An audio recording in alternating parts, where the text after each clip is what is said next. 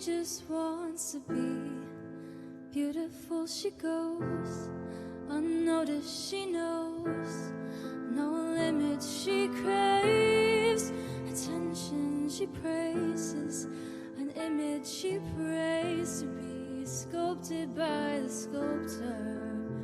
Oh, she don't see the light that's shining deeper than the eyes can find it. Maybe we have made her blind, so she tries to cover up the pain and cut her woes away. 'Cause cover girls don't cry after their face is made. But there's a hope that's waiting for you in the dark. You should know you're beautiful just the way you are. And you don't have to change a thing, the world could change its heart. No scars, so you're beautiful. We're stars and we're beautiful.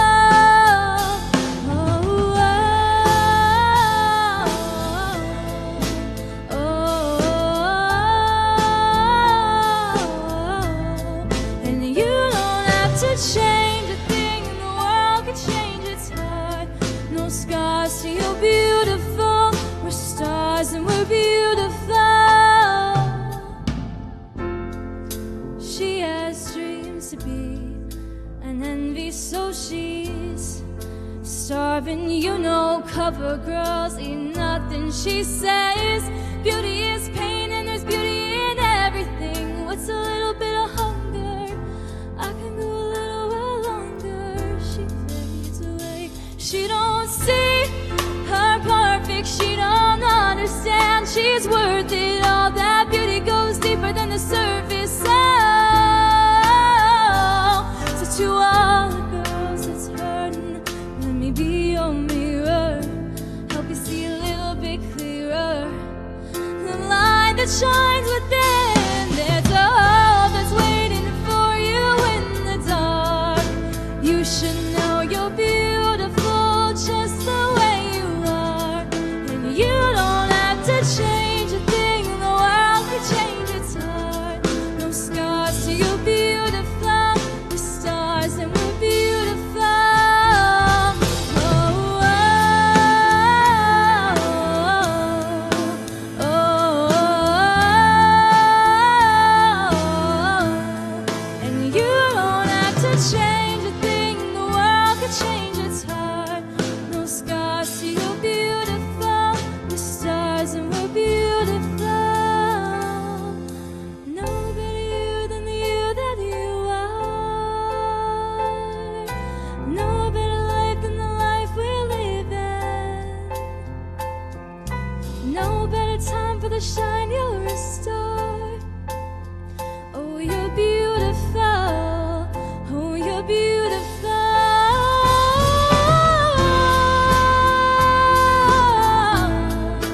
You should know you're beautiful just the way you are. And you don't have to change a thing, the world could change its heart. No scars, so you're beautiful. We're stars and we're beautiful. Oh, oh, oh, oh, oh. And you don't have to change a thing, the world could change its heart. No scars, so you're beautiful. We're stars and we're beautiful.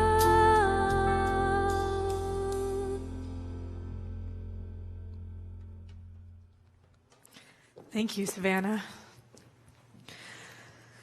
The stars are beautiful just the way they are. It made me think of this last week. I went on vacation. I went to the Cascade Mountains, and my brother flew in from New Mexico, and my wife and I took him to show the beauty of this amazing state.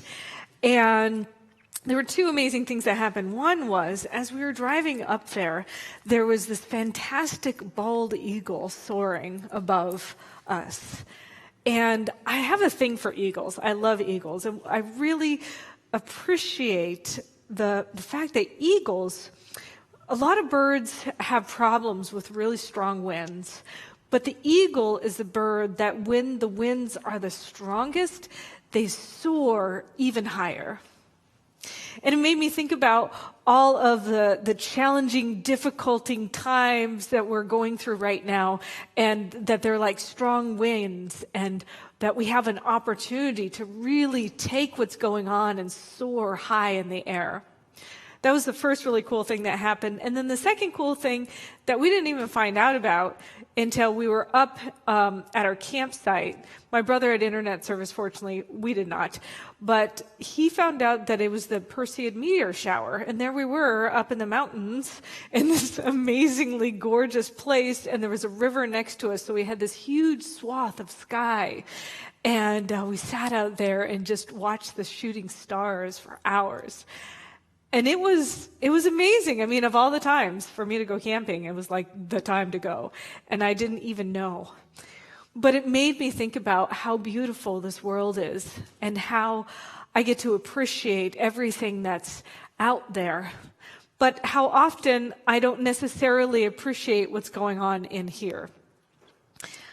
I'm reading this book right now called Madly in Love with Me by Christine Arylo.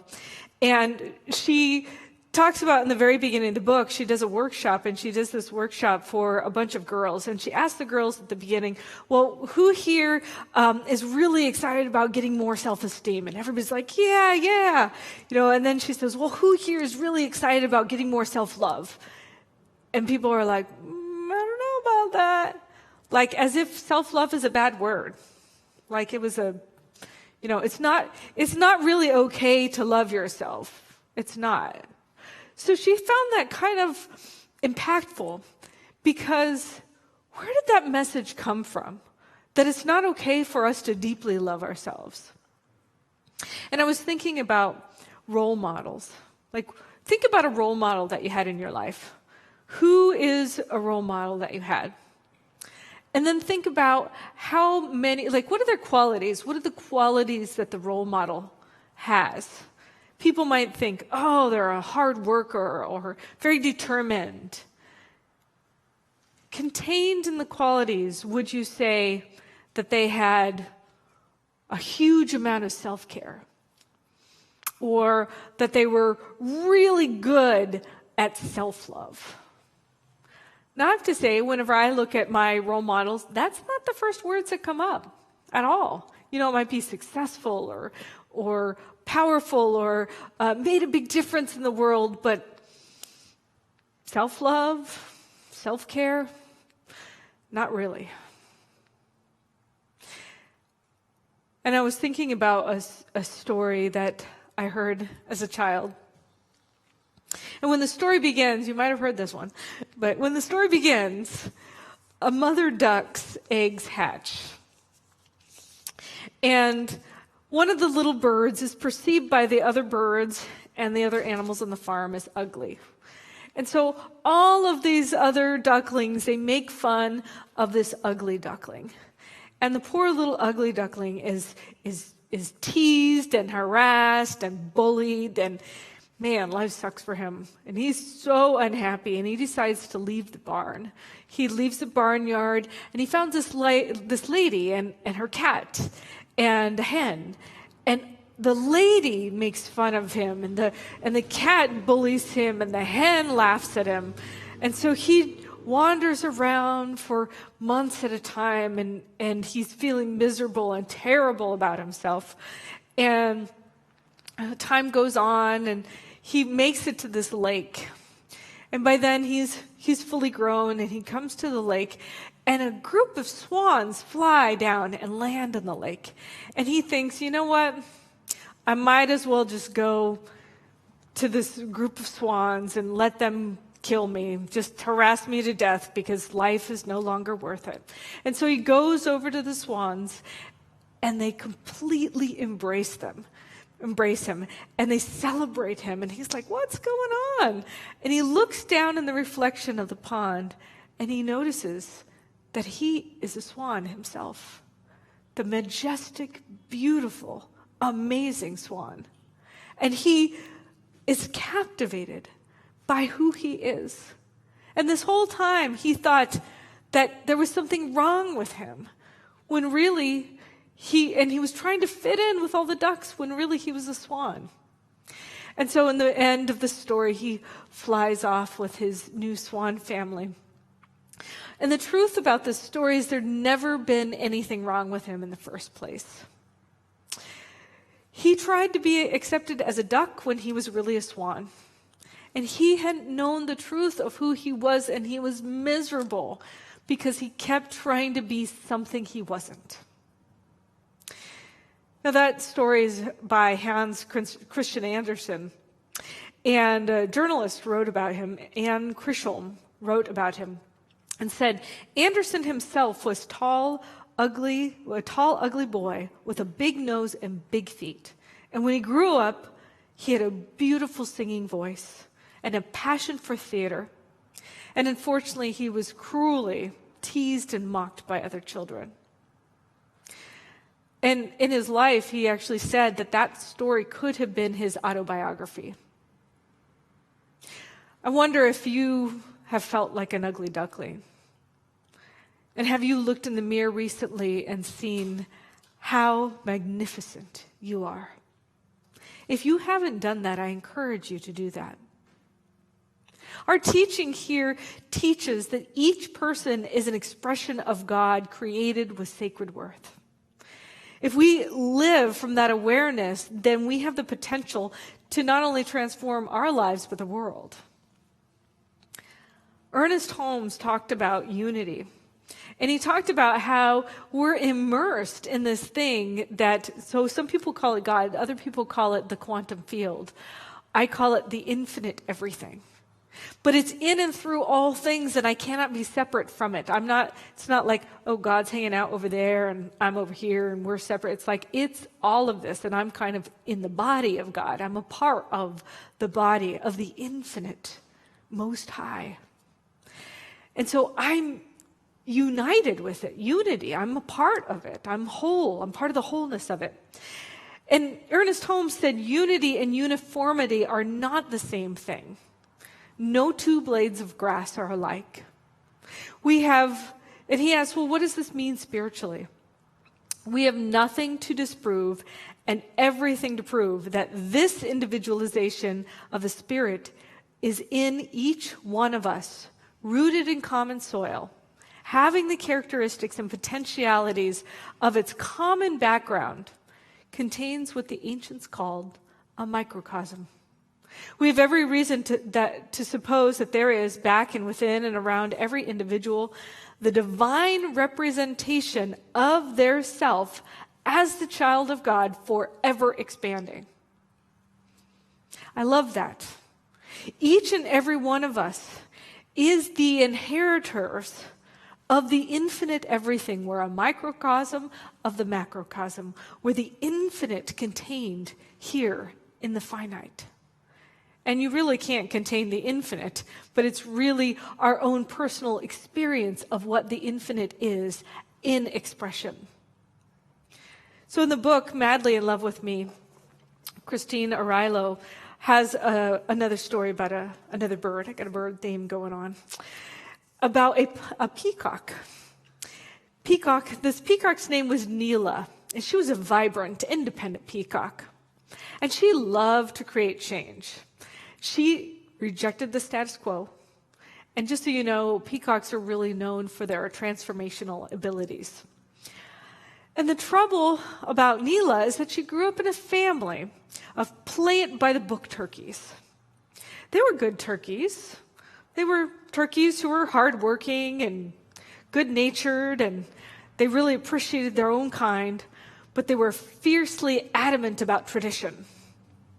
And they were pretty much nasty bullies to anybody who defied the tradition and didn't do things the way they were supposed to be done. So to keep the love of her tribe, Neela wanted to work really hard, and she did everything she could to hide her beautiful feathers and to fit in with her society and her family so that she could be a part of this family and she could be happy. Unfortunately, the more she tried to hide and the more she tried to fit in, She made herself miserable and crazy, and eventually she just had to move halfway across the world just to escape the pressure of what it was like being in her family.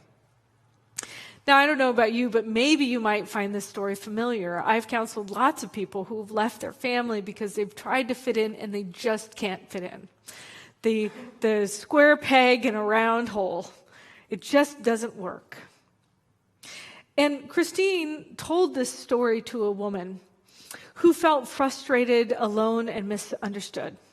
She was feeling a ton of pressure from her family, and she was trying to fit the mold of what her culture said she should be, and that a woman of her age should do, and that her statue should look like.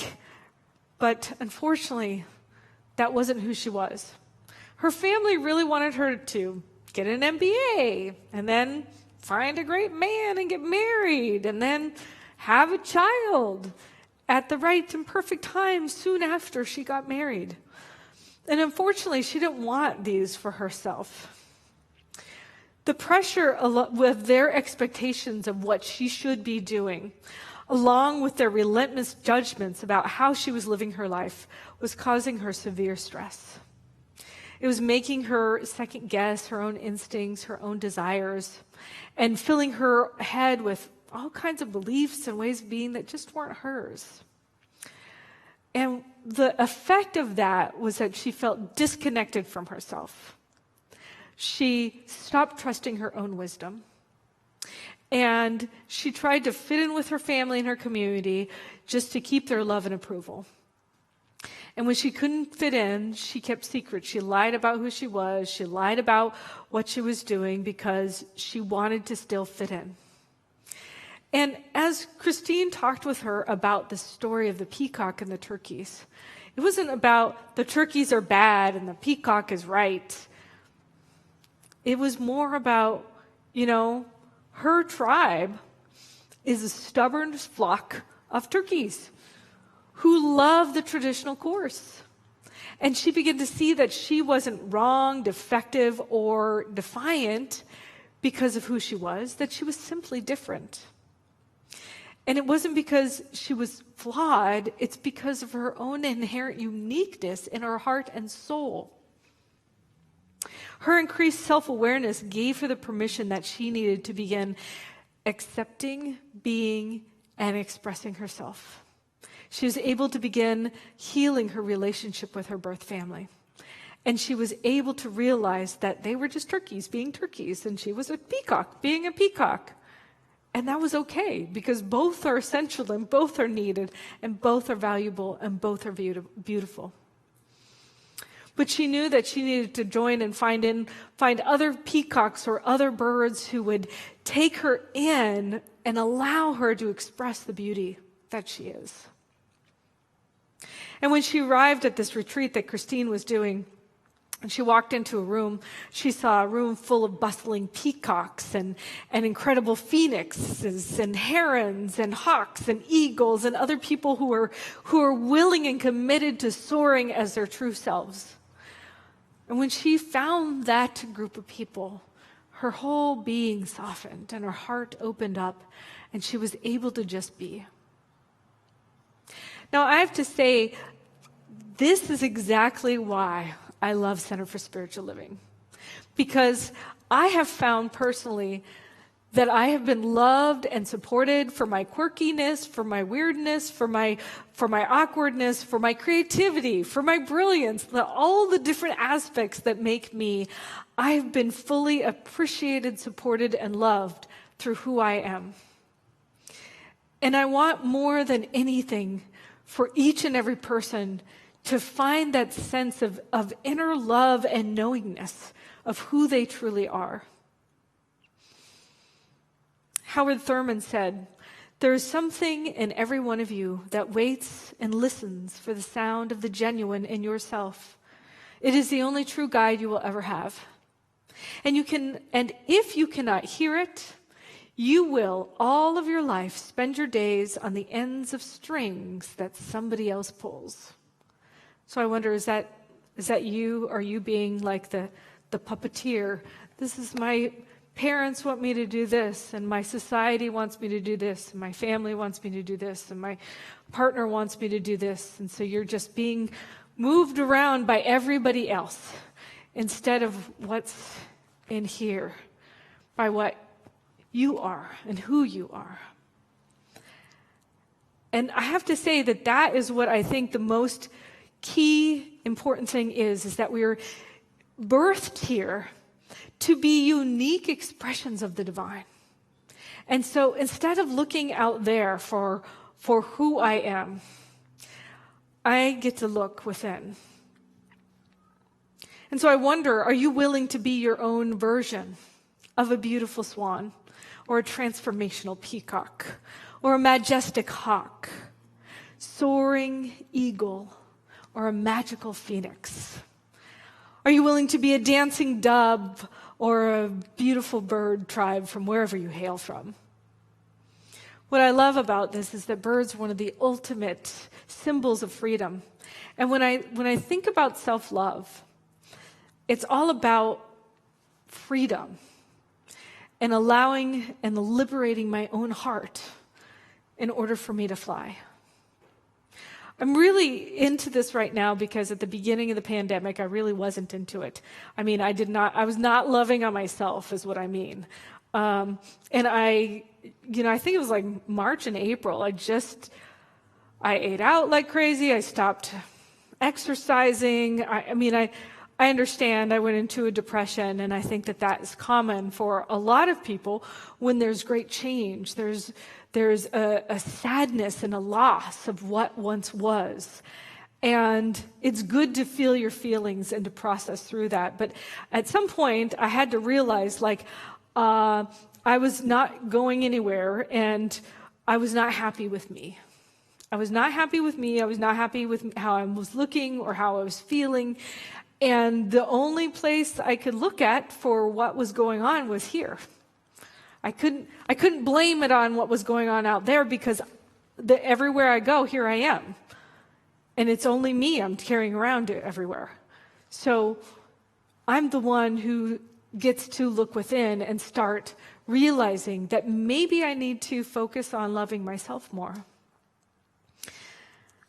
So Derek Rydell has this book called Emergence, 7 Steps for Radical Life Change.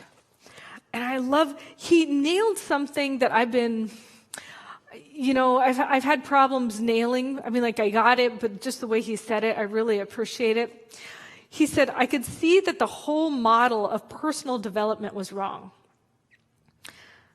This is the end of self-development. Dun, dun, dun. Because we don't need to attract anything because we aren't lacking anything. We don't need to improve ourselves because the self is already whole.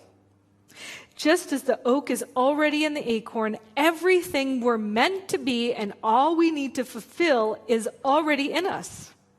It's a perfect pattern and a divine purpose. And like the oak from the acorn, when the conditions are right, the innate potential naturally emerges. With a profound shift in perspective, it is clear that our deepest desires are not something we have to go out and get. There's something there. Something clues us to what's inside of us, and it is trying to get out. So then, rather than struggling to heal ourselves, our work is to strip away our false exterior and to reveal our innate wholeness. I love that. It's like, I don't need to go out there to become better. Even the law of attraction, we talk about, what we put out comes back to us. But what if there is no putting out and coming back? What if they're just already all that is? And I just open to it because it's already here within me. Michelangelo said, "The sculpture is already complete within the marble block. Before I start my work, it is already there. I just have to chisel away the superfluous material." And can you imagine? The statue of David's it's gigantic if you've seen it in person. It's huge. So he had this huge block of marble, and he saw the wholeness within it. And he just chipped it away, all the superfluous material. And that's each and every one of us. We're here with the whole self already within us. The oak tree within the acorn. And the conditions just need to be right for us to see and feel and blossom and witness that as our truth. I was watching this movie, Work It. It's a dance movie, so I'm into dance movies. I love cheesy dance movies. Thank you very much. And it's a very, prototypical high school, high-achieving student movie. The main character, her name is Quinn, and she has this dream of going to Duke University. And so what she does is she's like, okay, I know Duke needs to have straight A's, and then I need to have some kind of volunteer thing, and I've got to play an instrument, and I've got to do some other extracurricular activities. So she was like, I'm just going to check all the boxes. When I go into the admissions office, they're like, check, check, check, you're in. And so she does. So she's a straight A student. She plays the cello. She volunteers at the retirement home and plays music for them. And when she goes into the admissions office, the lady there is like, you know what? Your application is like everybody else's. It's just like everybody else's. I want to know who you are. What is your passion? What makes you light up? What are you inspired by? And Quinn couldn't answer that question. And she tries to save the interview by lying because the recruiter or the admissions person finds out what high school she's from. And in her high school, there's this really cool dance troupe where she's like, oh my God, that dance troupe, they have great fire. They're amazing. And so Quinn's like, I'm a part of the dance troupe, which she's not, of course. And then the admissions person is like, oh, well, that's super cool. I'll be at the performance. I'll see you there. And so then Quinn has to go home and figure out how to get on the dance team. And what she does is she ends up creating her own dance team because she's not really good enough to being on the dance team. But within the movie, what I love about it is she thinks she's doing this to get into the university. And in the process, she finds out who she is. And she realizes it's not about the getting into college. It's about how much she loves herself and how much she appreciates being in the dance of life. And so I love that movie. And I think if we could all just find our own inner song, our own inner tune, our own inner rhythm, that would be the place where bliss happens. So many people have that list of like, oh, if I do this, I got to check this off my list, or I have to do this because I'm supposed to, or this is what society says about me. And even Michelle Obama, I read her book Becoming, in the very beginning of the book, she talked about how when she became a lawyer, she was trying to she was trying to check off all the boxes. She joined the wine club, she bought the cool car. And she didn't even drink wine, but she got to do that. So but there came a point when she was like, what's all this for? Why am I doing all this? Who's out there? Who am I trying to impress? And it came to the point of really loving who she is and finding out what are her unique gifts to bring to this planet. Because I think that each and every one of us were planted with those seeds where as we collectively emerge together, the beauty of what we collectively do is unsurpassed. And we have to be willing to look at ourselves and love ourselves first. We have to be willing to stop looking out there and start looking in here. So how can you find yourself? How can you be this amazing thing that the infinite designed you to be where you know inherently is just waiting to express itself and come out? Well, the first step is to love yourself. Start by appreciating who you are.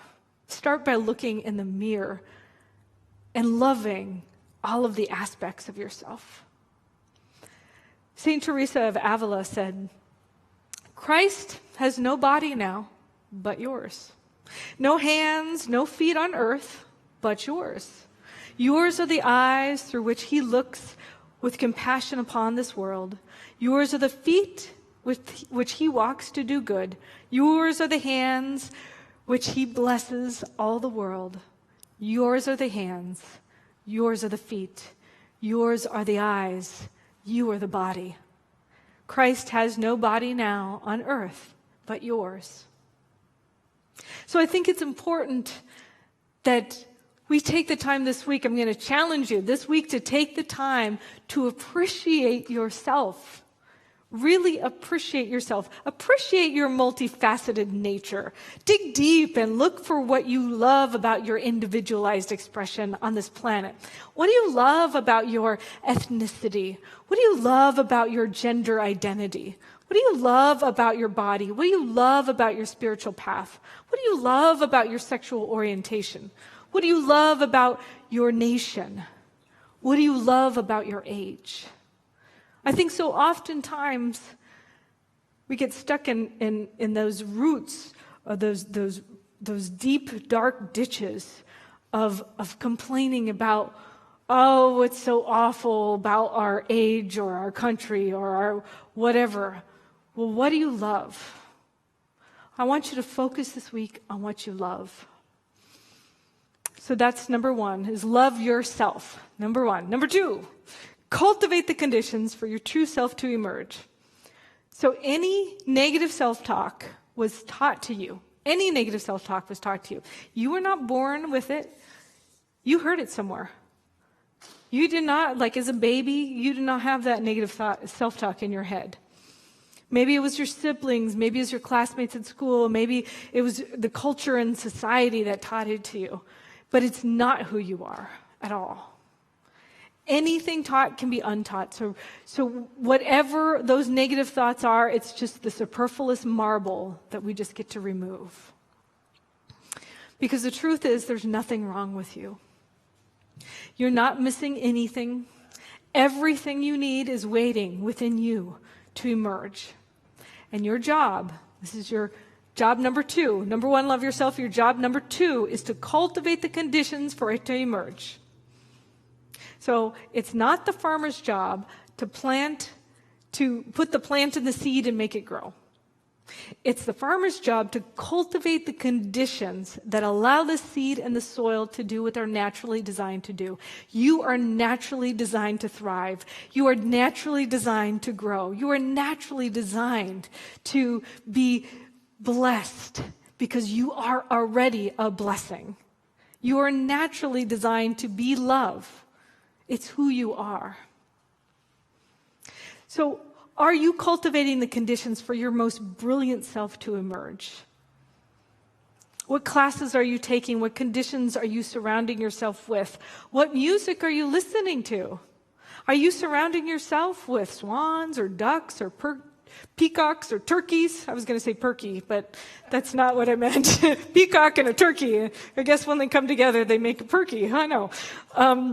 You can start by taking a class this week. I'm doing a class on self-love. Also, I'm going to do some things from this book, The Madly in Love with Me. 3 days this week, Tuesday, Wednesday, and Thursday. You take some time for yourself and cultivate that. Because in the infinite nature of God, all conceivable good is eternally available, ready for us to fully experience it. And so in order for us to be available to be the experiencers of that truth, we have to create a toolkit of spiritual practice. Drop it into our personal practices and allow it to work for us. So meditation, prayer, visioning, yoga, communing with nature, radical forgiveness, chanting, drumming, singing, things that bring you back to your center and to the truth of your existence. Set aside time every day to retrain yourself and reconnect with your true self. Just like a runner can't start one day of their practice and then be like, okay, tomorrow I'm going to run a marathon. You can't flip the switch to fully embodying your true self without cultivating the conditions that allow it to emerge. But with practice and consistent spiritual practice, it becomes easier and easier every day. So if you aren't doing something every day, I encourage you to start. Start small, make it easy, do something new. If you are doing it every day, I encourage you to bump it up a notch because we need it right now. We're all connected, we're all part of this wholeness, and there is a lot of sadness and depression and anxiety that's out in the world right now, and if either you're having that, you're already a part of it because we're all connected. So if you start doing the cultivating of the spiritual practice and the self-love, you will be impacting everybody around you, whether they know it or not. There's a story of Ali Hafed. He's an ancient Persian man. He lived near the river Indus, and he owned a large farm in an orchard. And one day, a Buddhist monk came and shared with him a parable about diamonds. Well, he heard the word diamonds, and he heard the story about their immense value, and he got really caught up in that. And Ali decided he was going to find his own diamond mine, because the Buddhist monk had said, well, you know, a diamond, if you had one diamond, you could buy a whole country. And he's like, oh my God, I want to find my own diamond mine. And so the priest had said, you know, I don't know where the diamond mines are, but I keep seeing this image of a river and these sandy hills and these mountains, and I don't really know where they're at, but I have that image. And so Ali's like, well, I'm going to go find them. So he goes and he travels the world and he looks everywhere for diamond mines. And he's checking every river and he's going everywhere. And finally he gives up and he throws himself into the sea in Babylon.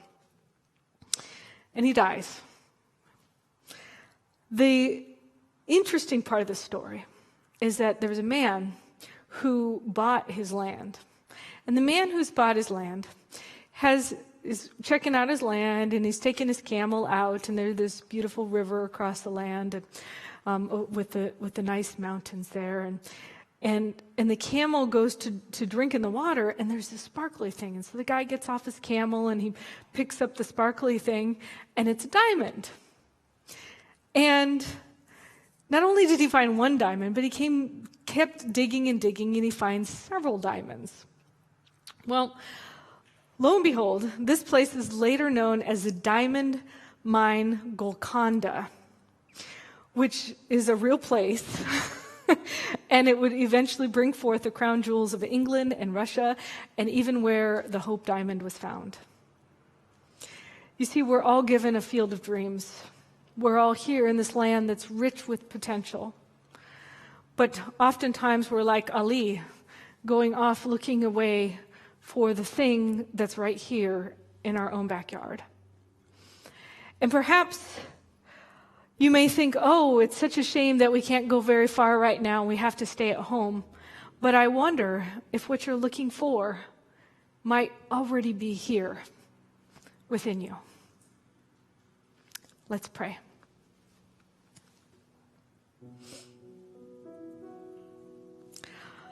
I am so grateful. I'm so grateful for the magnificent emergence of what is my true self here right now on this planet. I know and claim that in the midst of a pandemic, in the midst of social unrest, that there is a place inside of me that sees the wholeness, that witnesses the beauty of what is unfolding, where I can see from that perspective of an eagle, where these strong winds are only taking me higher, and I can notice that what is happening is a birth and an emergence of the most magnificent expression that I can possibly be. And as I know this for myself, I know this for each and every person who's out there listening, that they are reminded of who they truly are, that the love that permeates, comes from within, exudes and expresses everywhere. And so I just feel that love right now. I embrace it. I embody it. I am it. I express it. I allow it to be the very words that I speak. I allow it to be the very movement that I make. I allow it to be the essence of who I am, unfolding on this life, on this planet, in this time period, knowing that something spectacular is happening through me, through us collectively. And so I just know and claim that the soil is rich with the nutrients for the right and perfect conditions to birth through me and all of us together. And so as I settle into that truth, I just recognize and know with gratitude, with appreciation, I see the sparkle and the light and the illumination within me, and I see it within each and every person who's here. I know and claim that this is who we were meant to be. And so I stand in that truth, I claim that truth, I embody that truth, and I express that truth in ways I can't even imagine. They're so great, they're so magnificent and beautiful and creative. It's like shooting stars, filling me with awe. And for that, I am so grateful. And so I settle into this awareness, knowing it is already done as I've spoken it. And we are one, and so it is.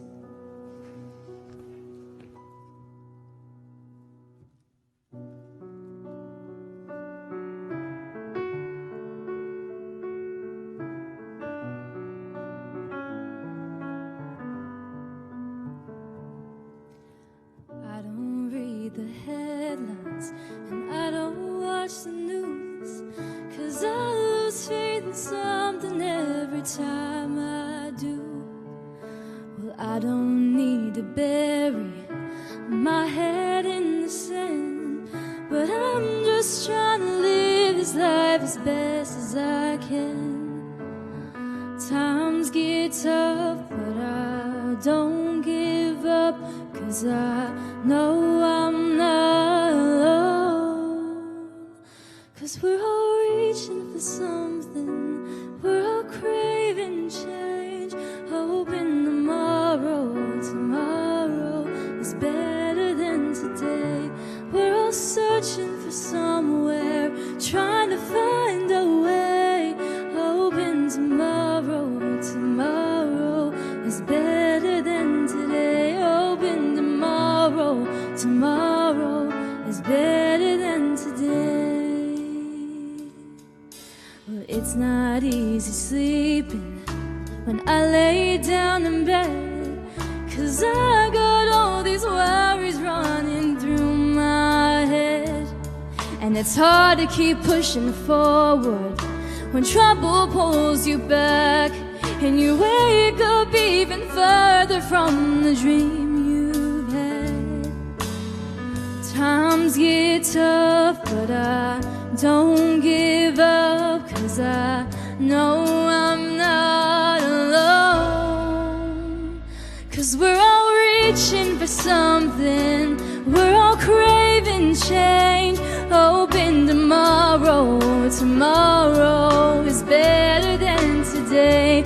We're all searching for somewhere, trying to find a way, hoping tomorrow is better than today. Hoping tomorrow's better. So just hold on when someone breaks you. Just hold on when fear shakes you. Just hold on when darkness takes you. Just hold on, 'cause we're all searching for something, we're all craving change, hoping tomorrow's better than today.